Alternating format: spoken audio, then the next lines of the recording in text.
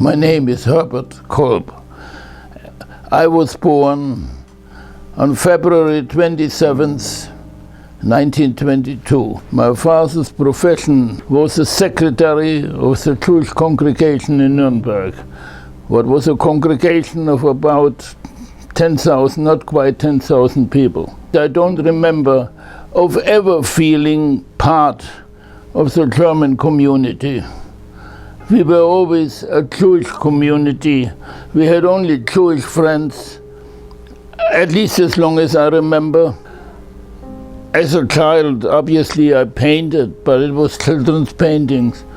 But regular to learn how to paint, I only learned it while I was in art school in Berlin. I stayed till 1941, till the schools were closed in April 1941, went back to Nuremberg and became a helper in a bookbindery.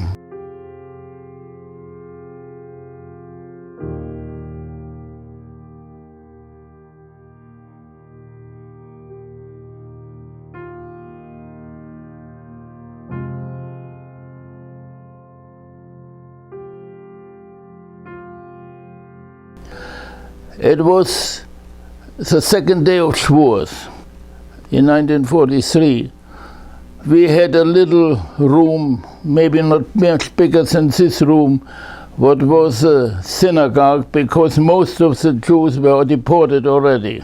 At that particular time, I think it was during the second part of the service, two Gestapo men came and told my father they have to arrest him.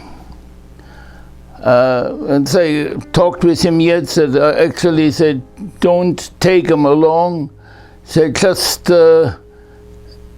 give him house arrest. So it means he's not allowed to leave the house, but he has to make lists of all the financial things of the Jewish congregation.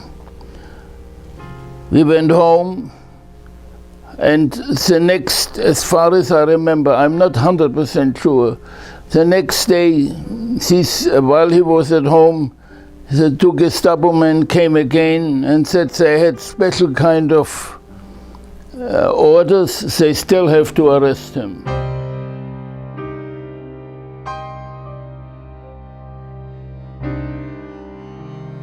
You know, one lived constantly under a certain shocking experience anyway, so this was nothing special. I tell you one, for instance. My mother helped in deportation, who was in September 42, some of the old people to pack and to help them into the moving van, what the police brought to carry the women, the people to the deportation train. And she was in there, and one of the Gestapo men, one of the worst of the Gestapo men, was saying, just to give an idea, Mrs. Kolb, get out, otherwise we take you too. My mother answered him, what's the difference whether you take me now or later? So that gives you a certain amount of an idea of what the psychological thinking of us was. We were first sent to Fürth, where one was, how can I say, searched that you did not have any counterband. And from there we were in a train. Actually, we were in two different wagons of the train. One part of the people who were there were in a wagon behind us or next to us, and we were in the wagon there. We had no idea why was the separation, but the other part of the train was shipped to Auschwitz, and we were shipped to Theresienstadt.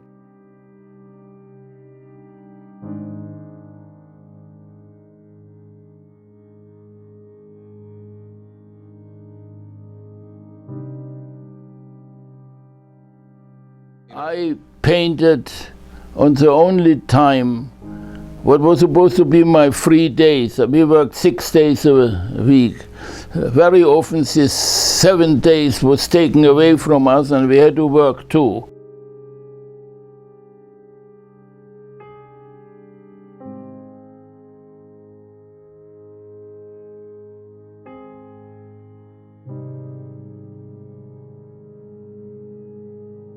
There were no basic days. Each day was something separate. We were sleeping on the floor in an attic what had stone floors, I mean brick floors, because Theresienstadt used to be a fortress. We had a board, we got that somehow, one board what was approximately, let's say, 2 feet wide and maybe 6 feet long, that you put on the floor and on them you slept.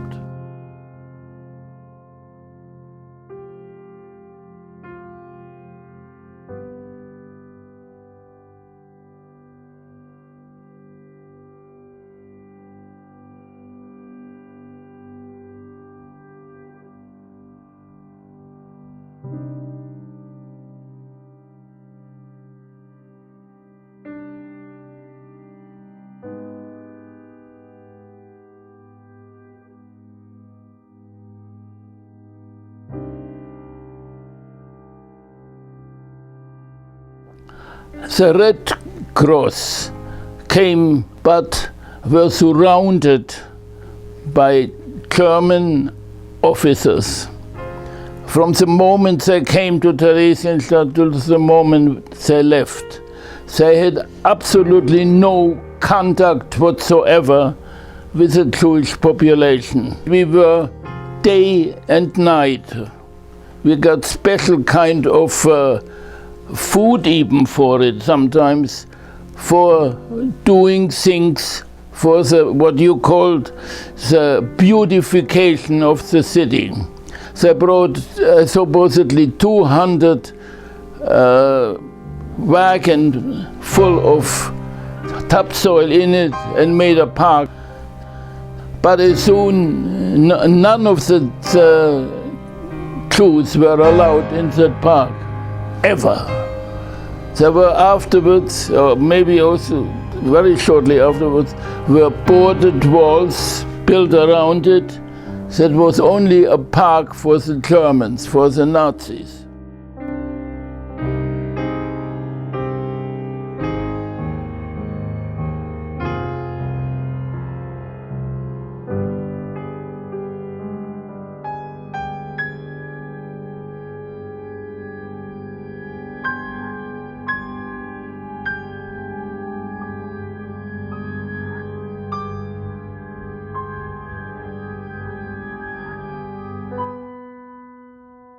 We never settled in Nuremberg again. We were all the survivors, and we must have been something like 25, or so, maybe a little more, I'm not sure.